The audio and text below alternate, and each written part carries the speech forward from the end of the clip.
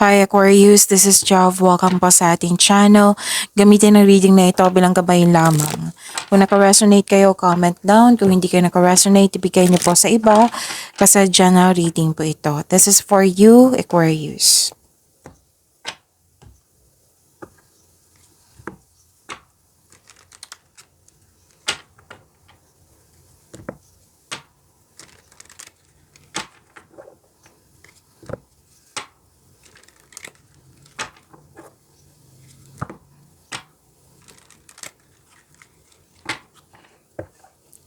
Para po ito sa iyo, Aquarius.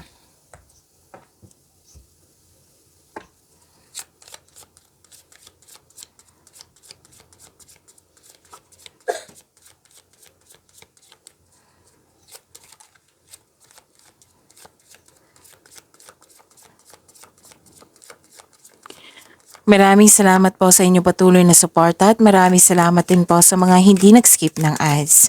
Sa mga hindi pa nag-subscribe, subscribe na po kayo at click bell notification para malaman nyo na may bago tayong video.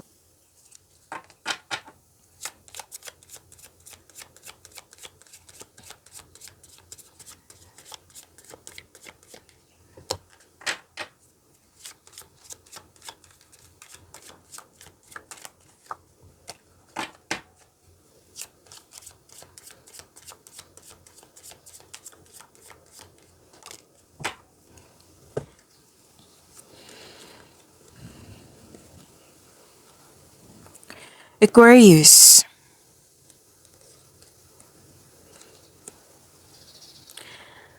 Sabi po dito, okay, excited ka dito kasi may ganap. Pwedeng may kausap ka na kapatid or may concern ka sa dalawang kapatid. Pwedeng kapatid mo to na nag-uusap kayo. Pwede din sa harap mo may dalawang kapatid nag-uusap na pwedeng concern mo. Oo. At sabi ng card dito na huwag maniwala agad sa chismis. Alamin mo muna kung totoo ba yan or hindi. At may bigla ang pagbabago po. Pwedeng unexpected ito. Okay, so prepare yourself. And this is also a new beginning. May nakita ko ditong concern sa mataas ang ego, mahirap kausap. At may nakita ko ditong gusto mo ng space, gusto mo ng me time. Kasi may nakita kong isolation dito Gusto niyo mapag-isa para makapag-isip at makapaghanda or magpagaling. Pwede din may separation na concern. Maraming case ng separation Pwedeng separation of responsibilities, end of contract, closure, tumiwalag, umalis, umuwi, you put limitation, boundaries. Oo. And may aasikasuhin kayo or schedule pa ito. May aasikasuhin kayo sa malaking building. And nagsaliksik, pwede. Pwedeng nag-research. Pwede. Pwedeng nag-research kayo or may inaobserbahan sa internet or nagbabasa kayo ng libro. Oo, kasi nakikita ko dito nagbabasa kayo libro or sa internet na para may makuhang learnings or clarity.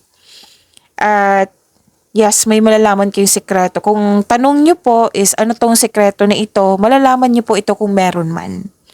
Okay?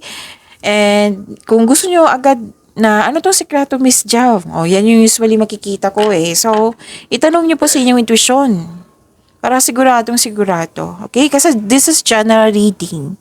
So, ang gawin nyo, kung gusto nyo malaman yan agad, alamin nyo kung itanong nyo po sa inyong intuition.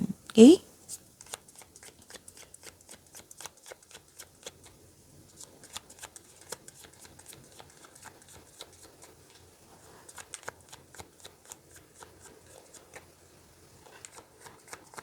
Energy po ni Aquarius.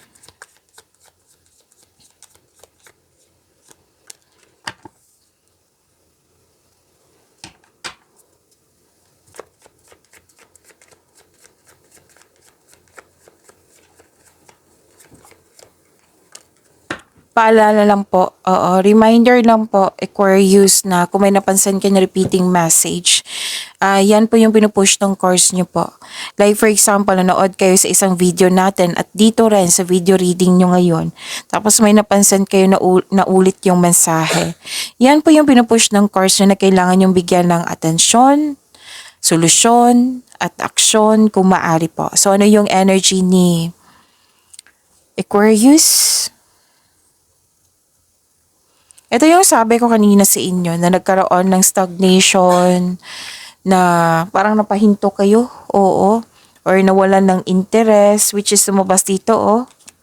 Gusto nyong mapag-isa na gusto nyong space, pwede, oo, may kawalang interest dito, oo. Pwedeng ilan sa inyo, your emotional energy is stagnant today. Napagod ka dito, Aquarius. Pwedeng pagod sa kakaisip or pagod sa trabaho. Nagmuni-muni ang ilan sa inyo. Oh, ito yung sinabi ko kanina sa inyo na me time restriction Isolation nakikita ko dito. Lumabas siya sa tarot cards niyo po. Pwede din may alok sa iyo or offer or opportunity na pinag-isipan mo ng mabuti, nagbabalanse kayo. Pinag-isipan mo or kailangan may piliin. Oo, natagalan sa pagpili kasi guarded ka. Kasi kung guarded ka na or pwede din naging wiser ka. May nakita kasi ako ditong energy na guarded. Oo. Kasi ayaw mo nang magkamali. Like for example, may nangyari sa nakaraan na hindi mo talaga nagustuhan. So now, may offer or opportunity na kailangan may piliin, na may kailangan yung pinag-isipan mo na mabuti. Pero paalala lang po ha, like for example, job opportunity to na good for 1 week lang yung may timeline. Oo, good for 1 week tapos nag-hesitate kayo for too long. Hindi kayo makapag-decide. Paalala lang po na baka mawala ito, sayang naman. Oo. At okay. May nakita kasi akong energy dito na may parating sa inyo na bagong tao. Pwedeng bagay, pwedeng tao. Pero most likely tao to na pwedeng bagong kaibigan, pwedeng maliligaw. Okay? Pero most likely bagong tao talaga to para sa inyo sa buhay pag-ibig. Lalo na sa mga single dito. Kailangan mong kailangan mong maging handa. Kasi nakita ko dito na stuck kayo sa previous past nyo, love, previous love nyo na nagkaroon ng blockages. Pwedeng nag-decide ka dito na ayaw mo pa ng commitment kasi naging wiser ka, ayaw mo nang masaktan. Pwede. Basta nakikita ko dito na stuck ka sa isang sitwasyon na ang sabi ng card dito, whether single ka man may relasyon sa buhay mag-asawa, basta na-stuck ito sa nakaraan, na may nangyari sa nakaraan na hindi mo siya basta-basta makalimutan or dala-dala mo ito hanggang ngayon. So, ang sabi ng card dito, kailangan ng forgiveness. Kailangan ng forgiveness sa kanya, sa inyong sitwasyon, at lalo na sa inyong sarili. Okay?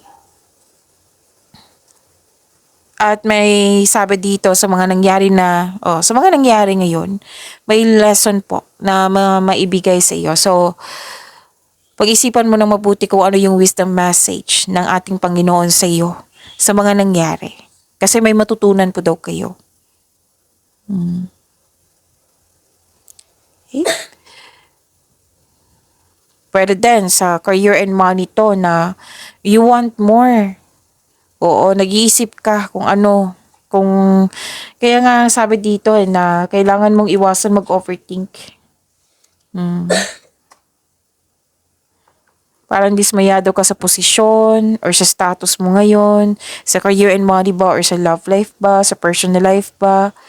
Ang sabi ng card dito para maka-move forward kayo, yun nga, yung sabi na forgiveness, at lalo na isipin mo yung inspiration mo sa buhay para ma-motivate po kayo. At ang advice ng card niyo dito, kailangan maging willing kang mag-move on from the past para bumukas yung new doors for you. Kasi kung bit-bit mo yung nangyari sa nakaraan, mahirapan ka sa pagtanggap sa bagong pagkakataon, sa new beginning. Baka ang ilan sa inyo na nakita ko lang ha, hindi ko sinabi na lahat. May nakita lang ako. Kung gusto nyo magkaroon kayo ng mga opportunity, lalo na sa trabaho, kailangan i-let go mo ito sa yung baggages. Yung takot na nararamdaman mo na baka maulit na naman to. O, kasi nga may nangyari sa nakaraan na hindi mo nagustuhan. So you have to forgive yourself, forgive the situation.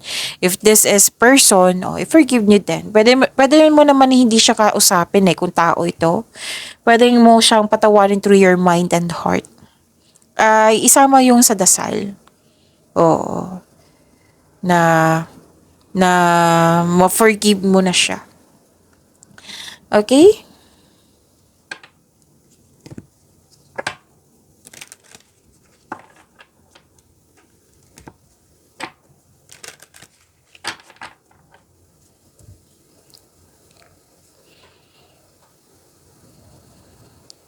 Pag-isipan ng mabuti ha, lalo na yung opportunity. Kasi opportunity is a present.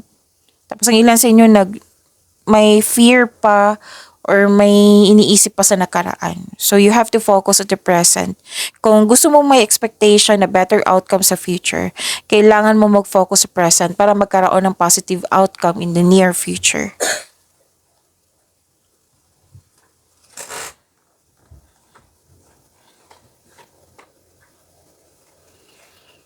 Okay, so please expect na marami kayong ginagawa ngayon. Pwedeng iniisip, pwedeng plano ito, pwedeng sa mga literal na ginagawa. Magiging busy kayo. Mas lumawak yung ambisyon mo sa buhay. Very passionate ka sa gusto sa buhay. Binibigyan mo ng time and effort yung passion mo. Sabi ng card dito na magaling kayo na leader. And sabi ng card dito na you are divinely guided. Excuse me, kailangan ko mag-burp. Know that you are guided and protected now and always. Very confident and sense of worthiness are elevated. This is good ha. Bumalik yung confidence mo. You are becoming more confident which will lead to immense personal growth and improvement sa connection sa isang tao. And recognition to. Nakilala ka sa iyong galing at talino. Na-recognize ka Si Aquarius, ang galing niya sa serbisyo, so dito tayo. Marami na napatunayan si Aquarius, so dito tayo. Marami siyang kontribusyon, magandang kontribusyon na patunayan. So dito tayo kay Aquarius. So yan yung nakikita ko. Pero din, ang ganda ng produkto ni Aquarius, dito tayo. Nakilala ka. So, claim niyo po. You're feeling powerful and enjoying being recognized in the workplace. At makinig sa inyong tuition ha. Okay? Ang advice ng card dito, makinig kayo sa inyong tuition. Kasi kung marunong ka makinig sa inyong intuition, it will grow your personal life. Personal. Magkaroon siya ng growth, personal growth. Oo. Spiritual growth, para din sa career to, financial growth, magkaroon ng growth and expansion sa inyong negosyo or sa trabaho man. So, take action towards increased prosperity. So, your creative and enthusiasm are important part of your success. So, again, sinabi ng card nyo dito na magaling kayo na leader.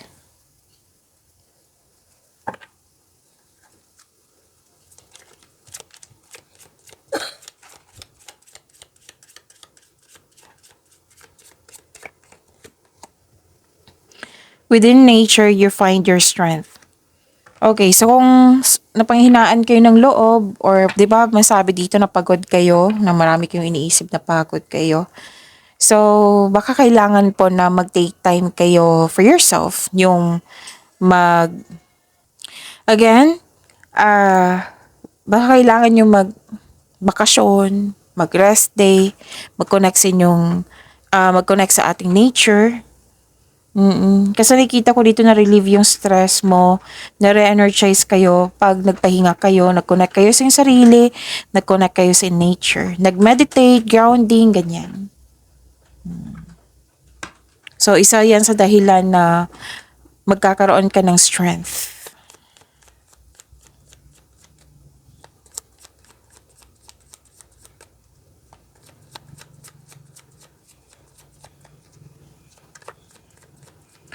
Career and money po ni Aquarius.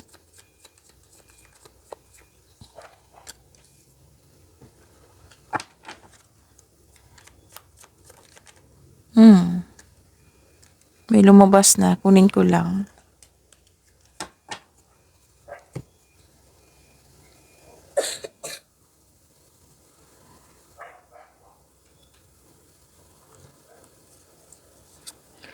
So, this is a new beginning, which is nag-clarify po siya dito. Oo. So, career and money na tayo, ha. Tatlong card na po nagsabi dito na you are very inspired. Creativity pa rin to eh. Oo. So, ang sipag nyo po, Aquarius. So, yung sabi ko dalawang card po nagsabi dito. Actually, tatlong card na nagsabi dito na may posibleng travel. Posibleng travel, posibleng lakad, travel, pwedeng abroad. Pwede din may iniisip kayong mag-abroad or pwede din na may iniisip kayo sa ibang lugar. Okay? Sa malayong lugar. May parating po na exciting na ganap. Which is sinabi ko kanina dito. Unang sinabi ko na exciting na ganap, right? Lumabas siya dito. May parating po na exciting na ganap na very inspired ka sa chances na ito upang palawakin pang yung negosyo, trabaho, or pwede din pagsisimula ito ng bagong pagsisikap. So, may bagong simula sa inyong career and money. Naging masipag ka at very creative ka sa inyong mga ginagawa. At dahil nito, another card na naman na mapansin ka ng mga tao. So, this is recognition. Diba? Nag-clarify na naman siya dito. Lumabas siya sa energy card nyo dito rin. So, you deserve this recognition. Kasi nga, yung feedback ng ibang tao, malalaman mo yan eh. Yung anong tawag dito? Na isa to na sa nagpapatunay na magaling ka. Oo. Na may resulta sa inyong hard work. Na may resulta sa inyong pagiging productive sa araw-araw. At malapit ka na mag-harvest or nag-harvest na kayo ngayon. So another harvest na naman to kasi I am sure nag-harvest kayo sa isang video. So another harvest na naman to. May parating na harvest. Nang dahil sa inyong sipag at syaga, nang dahil sa inyong pagiging pagiging productive nga. Okay? So, may nakita din ako ditong financial growth and stability. So, claim niyo po.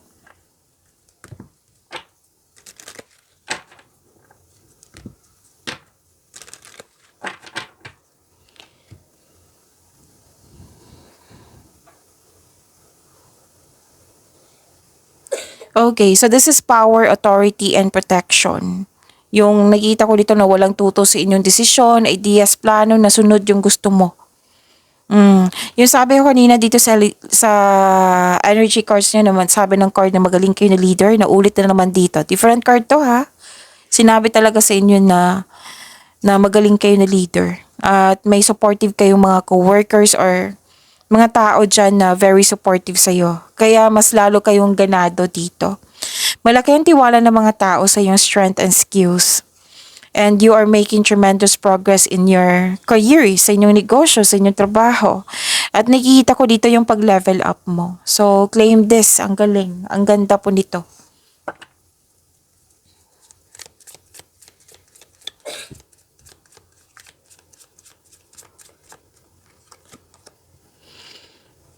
Healing. Okay, healing pa rin to.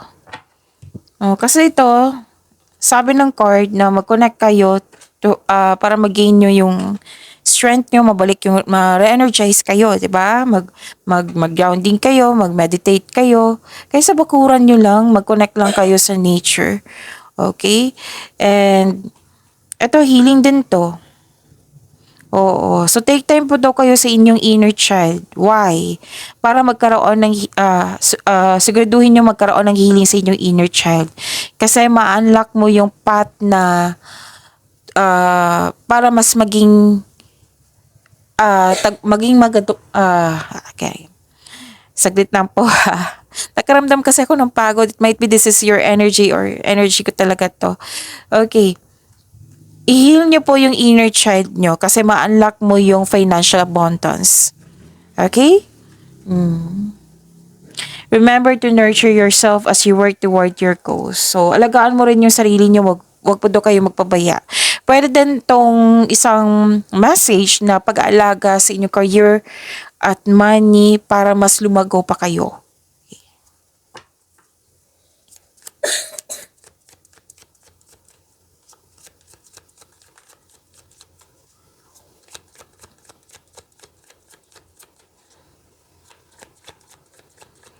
Love, life, self-love, partnership, and romance, Aquarius.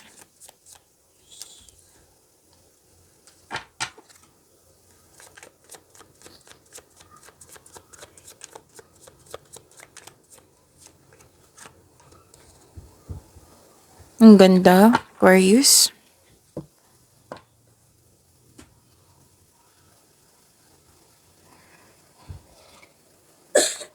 Okay, nagkaroon ng pagkakaisa, you're making memories. Yes, saglit lang po, kunin ko lang yung cards.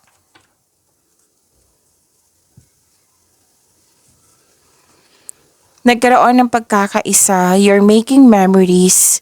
Okay, ipakilala mo na yung person mo sa group of people. May nakita kong ganyan. Whether single ka man, may relasyon sa buhay mag-asawa, masaya ka kasi very supportive yung family mo, friends mo. Kung ano man yung gusto mong gawin. Kung single ka, may meet kang tao na ma-open up mo sa kanya yung past mo. Siguro ka-date mo ito or isang genuine na tao na handang makinig sa iyo. So may outing ako nakikita dito or may ganap na reunion.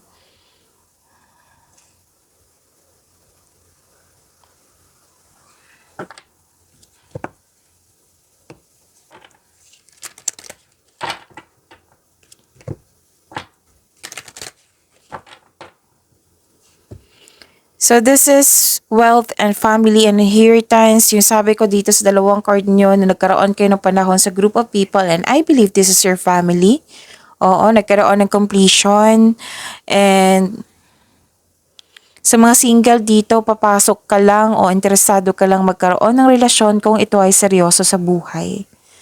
Tapos dalawang card talaga nagsabi dito na ipakilala mo na yung person mo sa group of people.